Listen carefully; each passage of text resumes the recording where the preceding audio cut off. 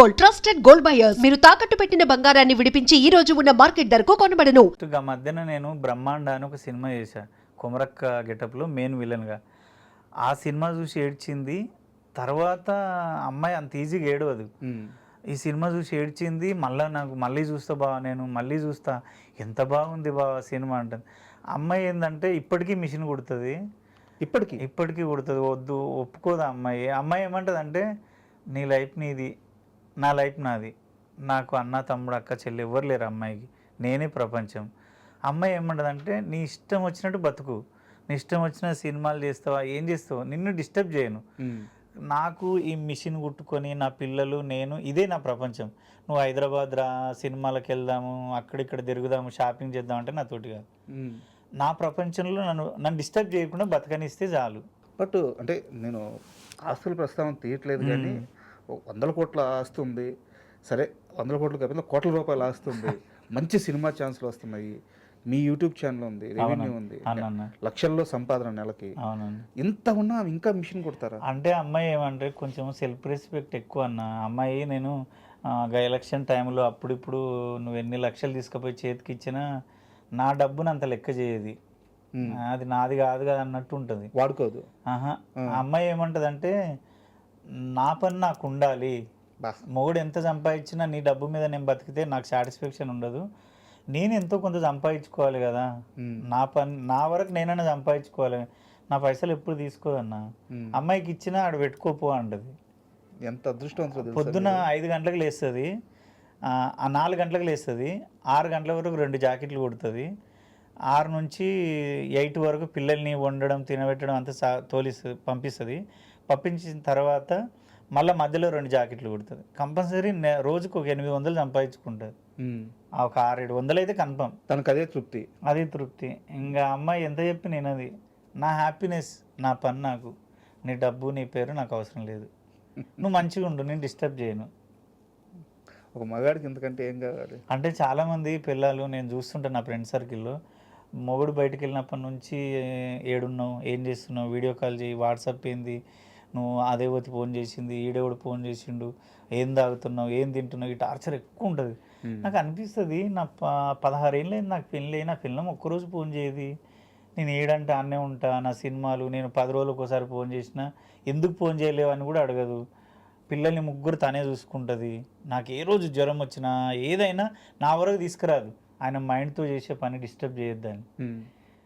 అట్లా అనిపిస్తుంది. అంటే వీళ్ళ పిల్లలు ఎందుకు ఉన్నారు ఇట్లా, ఎందుకు అంత టార్చర్ పెడతారు, ఎందుకు ఇంత పోగానే ఓయ్యా వీడియో కాల్ చేయి నువ్వు ఫస్ట్, వీడియో కాల్ చేయి నువ్వు ఫస్ట్ అంట. ఒరే నువ్వేం చేస్తున్నావు రా వీడియో కాల్ అంటే, అది అంతేరా, అది అంతే అంటే నాకు అనిపిస్తుంది, మా అమ్మ నేను ఎంత సేఫ్ జోన్లో ఉన్నా, నాకు ఎంత మంచి పిల్లని దొరికింది, నాకు ఆ టార్చర్లు ఏమీ లేవన్నా. నేను చెప్తున్నా కదా, నా పిల్లల బర్త్డేలు కూడా నాకు ఇప్పటికీ మతిలేదు, మొత్తం ఆమె ఆర్గనైజ్ చేసుకుంటారు అంతా. అంటే ఈ రోజు బర్త్డే ఉందా అని కూడా నాకు తెలియదు. అమ్మాయి చెప్తుంది రేపు బర్త్డే ఉంది గుర్తుపెట్టుకో అని. నా పెళ్లి రోజు ఒక 3 సార్లు కొమరకట్టి షూట్ జరుగుతుంది, నైట్ 8 అయింది, నాకు పెళ్లి రోజు అంత తెలియదు. సాయంత్రం 8 గంటలకి బాగా స్నానం చేయన్నది. ఎందుకంటే ఈ నైట్ అన్న గుడికి పోతాం, ఈరోజు మన పెళ్లి రోజు అని. ఊరిని అమ్మ మన పెళ్లి రోజా ఈరోజు, మీరు షూట్లో ఉన్నారు, ఊర్లోనే ఇంట్లోనే ఛానల్ షూట్, అట్లా 3 times జరిగింది. అంటే ఆ అమ్మాయి ఏంటంటే, నా మొగుడు, నా పిల్లలు, నా సంసారం, ఇంకా ఎక్కువ జర స్టైల్ వాడడము, సోకులు వాడడం ఏమి ఉండవు. అట్లాంటి పిల్లలు తక్కువ అన్న దొరకరు. నువ్వు అదృష్టవంతుడు. అదే అందుకే నేను ఇంత సక్సెస్ అయినా అనిపిస్తుంది. సూపర్. అయితే నువ్వు ఇంటర్వ్యూకి వస్తున్నావు అని తెలియగానే మా టీంకి చెప్పాను. సో అందరూ ఎక్కువ అడిగింది ఏంటంటే, ప్యారడైజ్ అప్డేట్స్ అడుగు అని చెప్పి అడిగారు. సో ప్యారడైజ్లో నాకు తెలుసు పర్సనల్గా మీది ఫుల్ లెంత్ క్యారెక్టర్, ప్యారడైజ్ మొత్తం ఉంటుంది మీరు అన్న. లేదన్నా, లేదు. అయితే ఏమైందంటే, నేను అగ్రిమెంట్ చేసినప్పుడు ఫుల్ లెంత్ క్యారెక్టర్ ఉండే, ఇది ఇరుముడు ఒప్పుకోక ముందు. అదే ఒప్పుకున్న కమిట్ అయినా షూట్ కనెక్ట్ అయిపోయి ఆ క్యారెక్టర్ డిలీట్ అయిపోయింది. సార్ ఏమన్నాడు, శ్రీకాంత్ సార్ ఏమన్నాడు అంటే, అన్న క్యారెక్టరు రాసే క్రమంలో తీసే క్రమంలో ఎగిరిపోయింది, కొంచెం డైలాగులు తక్కువ ఉన్నాయి, నిన్ను అక్కడ పెట్టాలంటే నా మనసు ఒప్పట్లేదన్నా, వేరే క్యారెక్టర్ పెడదామన్నాడు. ఆ లోపు సరే అని అది చాలా గ్యాపులు వచ్చింది. ఆ లోపు సినిమా అయిపోయింది. ఇది ఇరుముడి అయిపోయింది. మళ్ళా ఒకసారి కాల్ చేస్తే ఇంకో డాక్టర్ క్యారెక్టర్ అన్నారు. ఆ క్యారెక్టర్కి చేస్తుంటే దానికి డైలాగులు తక్కువ ఉన్నాయి, వద్దన్నా నువ్వు నిన్ను పెడితే మంచిగా పెడదాం అనుకుంటున్నా అన్నాడు. సరే అని ఊకున్న. లాస్ట్కి ఏం చేసిండు, క్లైమాక్స్లో ఒక మంచి ఆఫీసర్ క్యారెక్టర్ ఇచ్చిండు. మంచి క్యారెక్టర్ క్లైమాక్స్లో ఉంది. అయిపోయింది, ఇంకొక 3-4 డేస్ ఉంటుంది షూట్, అంతే సినిమా అంతా అయిపోయింది. చాలా బాగా వచ్చిందన్న. నాకు హ్యాపీ ఏంటంటే ఈ ఇరుముడు ఎంత సక్సెస్ అయిందో ప్యారడైజ్ కూడా అంత సక్సెస్ అవ్వాలి. ఆ డైరెక్టర్ నిలబడాలి, ఆయన మంచి వ్యక్తి. నానన్న కానీ అందరూ ఎవరైనా 24 క్రాఫ్ట్స్ 1000 మంది కష్టపడేది సక్సెస్ కోసమే. దేవుడి దయ వల్ల తెలుగు సినిమాలు అన్నీ సక్సెస్ అవుతున్నాయి. ఆ ఖాతాలో ప్యారడైజ్ కూడా ఉండాలి, బ్లాక్ బాస్టర్ అవ్వాలని కోరుకుంటున్నా. అండ్ ప్యారడైజ్ షూట్ మొత్తం మీ ఊరి పక్కనే జరిగినట్టుంది, ముచ్చింతల్లో. ఆ సెట్ మొత్తం ఎన్విరాన్మెంట్ చెప్పండి ఎలా ఉంది? అంతా ఇక నీకు ఒక కేజీఎఫ్ వాతావరణం కనబడుతుంది అన్న. కానీ అంత ఒక పాత బస్తీ, అది చూస్తేనన్న. ఇప్పుడు ఇరుముడు అనుకో, మనం ఇది ఒక ఫ్యామిలీలా ఉంటుంది కాబట్టి దాన్ని ఎక్స్ప్లెయిన్ చేస్తే అర్థమవుతుంది. అది చూసినా అర్థం కాదు కానీ స్క్రీన్ మీద చూస్తేనే అర్థమవుతుంది అన్న. ఆ గ్రాండియర్ ఉంటుంది. మనకు లొకేషన్ ఒకలా ఉంటుంది, నువ్వు చూసే విధానం ఒకలా ఉంటుంది. అసలు అది మామూలుగా ఉండదు. సంపన్న క్యారెక్టర్ కానీ, మోహన్ బాబు గారి క్యారెక్టర్ కానీ, నాణ్యన్న క్యారెక్టర్ కానీ, ప్రతి ఒక్కరిది అదంతే, అదొక తోపు అంతే సినిమా. అది మోహన్ బాబు గారిని కలిసారా? సెట్ లేదన్న, నా కాంబినేషన్ లేడు సార్.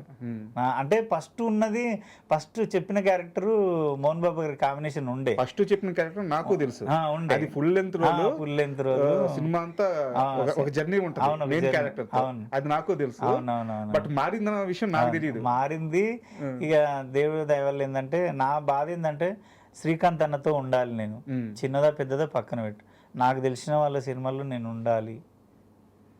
బట్ శ్రీకాంత్ ఓదిలా గారికి మీ మీద ఆ స్పెషల్ కేర్ ఏంటి? ఆయన దసరా సినిమాలో పెట్టుకున్నారు. ఇప్పుడు ప్యారడైజ్లో ఇన్ని క్యారెక్టర్లు పోయినా కానీ మళ్ళీ ఒక క్యారెక్టర్ మిమ్మల్ని పిలిచి పెట్టుకున్నారు. అండ్ మోర్ ఓవర్ ఆయన చిరంజీవి గారితో ఒక సినిమా చేయబోతున్నారు. అవునన్నా. ఆ సినిమాలో కూడా మీ క్యారెక్టర్ ఆల్రెడీ కన్ఫర్మ్ అయిపోయిందని తెలుసు నాకు. అన్న అది అయినప్పుడు అన్నా లేదు, మీకు బ్రీఫింగ్ జరిగిందన్న విషయం అయితే వాస్తవం కదా? లేవన్నా, అవన్నీ వద్దు.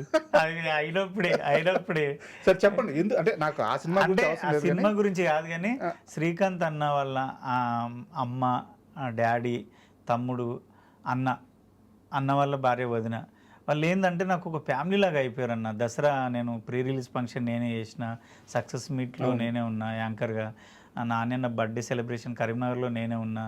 ఆ కొమరక్కకి ఫ్యాన్స్ వాళ్ళు, అమ్మ డాడీ ఇద్దరు. అట్లా దగ్గర అవ్వడము, నా మాటతనము, నేను మామూలుగా మాట్లాడుతాను, అందరిలాగా మాట్లాడాను. యాక్చువల్లీ బ్రో ఇవి ఉండవు కాబట్టి పూర్వంలాగా, అంటే మన ఇంటి మనిషిలాగా ఉంటాయి కాబట్టి వాళ్ళకి బాగా ఇష్టము. శ్రీకాంత్ అన్న ఆయనకు నాకు తెలిసి అయితే అనుకుంటున్నా, కొంచెం నేను టైం సెన్స్ ఎక్కువ అన్న. నాకు నువ్వు 5 గంటలకు రాన్నావు అనుకో, ఒక 4:30కు 4:30కి దసరా సెట్లో సెక్యూరిటీ గార్డు కూడా రాకపోయేది, నేను ఒక్కరిని ఉంటుంటే అక్కడ. అందరూ ఎందుకు ఇంత తొందర వస్తావు అంటే నా పద్ధతి అంతే. ఇక నేను ఆ క్యారవాన్లోనే ఉండడం అది నా వల్ల కాదు. ఎన్నో చెట్టు కింద సప్పుడు చేయకుండా ఉంటా. నా బాధ ఏంటంటే నేను అక్కడ సంసారం చేయట్లే. నేను రిచ్గా మేనేజర్లను తిట్టడము, వాళ్ళను ఇక నాకు ఏ వద్దన్నా. నా ఆకలి, నా ఆవేదన నాకు స్క్రీన్లో కనబడాలి అంతే. నువ్వు నాకు ఏది ఇవ్వకపోయినా పర్లేదు, నా ఆశ, నా కోరిక ఏంది, నేను స్క్రీన్లో కనబడాలి. నన్ను ఆడియన్స్ ఇప్పుడు నాగుల్ క్యారెక్టర్ని నీకు ఎంత పెద్ద క్యారవాన్ ఇచ్చిర్రు, నీకు ఎంత పెద్ద అమౌంట్ ఇచ్చిర్రు, నీకు ఏ ఫుడ్ పెట్టరు అంటారా? నాగులుగాడు ఎంత బాగా చేసిండు అనేది చూస్తాను. నేను అదే అంట. నువ్వు ఇది కొంతమంది నాకు సలహాలు ఇస్తారు, నువ్వు జర పెద్ద సెలబ్రిటీవి, నువ్వు మెయింటైన్ చేయవు, డ్రెస్సులు కానీ నువ్వు ఏడుకోయినా ఒక రిచ్గా ఉండాలంటే నా తోటి కాదన్నా. అది బాడీలో లేనిది నేను ఏడికెళ్ళి, ఇది ఎంత నేను కష్టపడితే వస్తుంది కానీ నా పుట్టుకలో లేదు కదా అది. నేను ఎన్నో కష్టాలు పడితే గీడి దాకా వచ్చిన. ఇప్పుడు నేను ఏదో అవి అంటే నా వల్ల కాదన్నా. మా ఊర్లో కూడా అంటారు, నువ్వు ఏంద్రా ఇరుముడి సినిమా రిలీజ్ అయింది, గంత బ్లాక్ బస్టర్ అయింది, ఊర్లో లుంగి కట్టుకొని ఆ పొలం కాడిపోయి మోరీ తవ్వుకుంటా ఆ పని చేసుకుంటూ ఈ పని చేసుకుంటున్నా అంటే, ఏమో నాకు అదంతే, నా బతుకు అంతే. ఇక ఆ విషయంలో నేను ఏం చేయలేను దాన్ని. అదే బ్యూటీ కూడా. ఏమో కొందరు అంటే తిడతారన్న, నువ్వు మెయింటైన్ చేయాలి, ఒక రిచ్గా ఉండాలి, ఒక సెలబ్రిటీ లాగా గ్లాసెస్ పెట్టుకొని అట్లా తిరుగుతుండాలని. అమ్మో నా వల్ల కాదు, నా బాడీ ఒప్పుకోదు అది. అండ్ ప్యారడైజ్లో చేశారు కాబట్టి నాని గారితో కాంబినేషన్ సీన్స్ ఉండొచ్చు, ఉన్నాయి. ఉన్నాయి. ఉంది. సో మీరు దగ్గర నుంచి ఆ మనిషిని చూశారు, ఆయన కష్టాన్ని ఇది చూశారు. 4వ సినిమా అన్న నేను. సో నాని గారి ఆ వ్యక్తిత్వం కానీ సినిమా కోసం ఆయన కష్టపడే తీరు కానీ ముఖ్యంగా ప్యారడైజ్ విషయంలో ఆ ఎక్స్పీరియన్స్ ఏమైనా షేర్ చేయండి. నానిగారి విషయం అంటే నాకు జెర్సీ నుంచి నేను లోకలు, జెర్సీ, దసరా, ఇది 4వ సినిమా. అన్న కూడా సినిమా కోసం ప్రాణం పెడతాడన్న, ప్రాణం పెడతాడు, ఇచ్చి పడేస్తాడు. అంటే మనం బతుకున్నదే సినిమా కోసం అన్నట్టు చేస్తుంటాడు, అంత కేర్ తీసుకుంటుంటాడు. చూసిన ఆయన పట్టిందల్లో బంగారం అవుతుంది. ప్రొడక్షన్లో ప్రొడ్యూసర్గా చేసిన సినిమాలు, హీరోగా చేసిన సినిమాలు, ప్రతిదీ. అంటే ఆయన డెడికేషన్, ఆయన హార్డ్ వర్క్ అంత ఉంటుంది. పక్కోళ్ళకు కూడా మంచి మర్యాద ఇస్తాడు, ఎవరిని ఏం అనడు. అంటే చిన్న చూపు అయితే చూడాడన్న, మంచిగా మాట్లాడతాడు, పలకరించిన కాడికి మంచిగా మాట్లాడతాడు, మంచిగా ఉంటాడు. ఈ దీని విషయంలో ప్యారడైజ్ వరకు నేను వచ్చిన అంటే మెయిన్ ఒక వ్యక్తికి థ్యాంక్స్ చెప్పాలన్నా. నా లైఫ్లో ఆ మనిషి అసలు గ్రేట్ అంటే గ్రేట్. ఆయనకి ఇంతవరకు నేను ఛాయ్ కూడా తాపలేదు. వినయ్ అన్న అని ఉంటాడు, జెర్సీకి, దసరాకు, ఈ ప్యారడైజ్కు కో డైరెక్టర్. అన్న నేను మల్లీరావు సినిమాలో పరిచయం. నాకు అప్పుడు 1000 రూపాయలు నా పేమెంట్, బైక్ ఉంది నా దగ్గర, పెట్రోల్ కూడా డబ్బులు లేవు.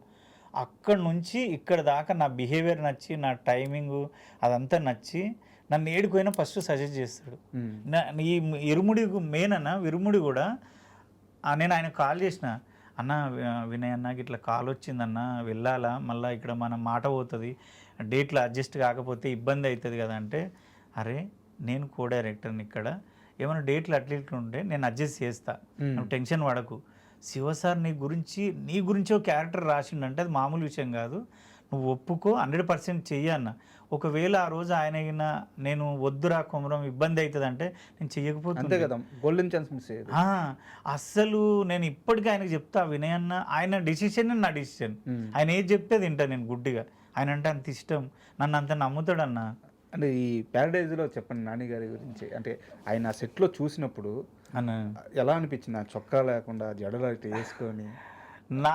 నా కాంబినేషన్ ఉన్నప్పుడు చొక్కా ఉందన్న, ఇంకా చొక్కా ఉంది, మంచిగా ఉన్నాడు.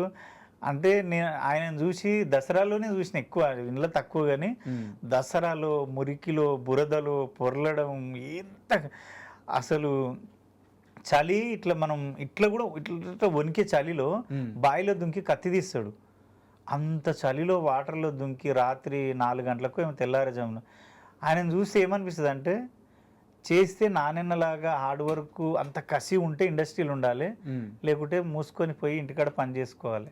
ఏం చెప్పారు నిజంగా అన్న. అంటే నాని అన్న చూస్తే, ఒరే గంత డబ్బు ఉంది, గంత సంపాదించుండి, అంత పేరుంది, ఆయన ఇప్పటికీ 24 అవర్స్ ఇట్లా పోరాడుతున్నాడు, ఏదో చెయ్యాలి, ఇంకా చెయ్యాలని.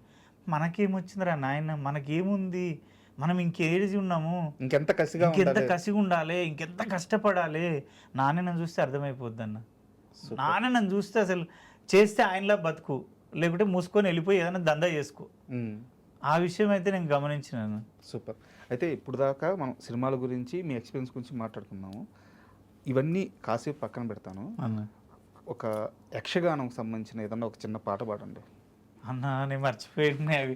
అంటే మొన్ననే వేసిన వీధి నాటకం మా ఇంటి ముంగల్నే.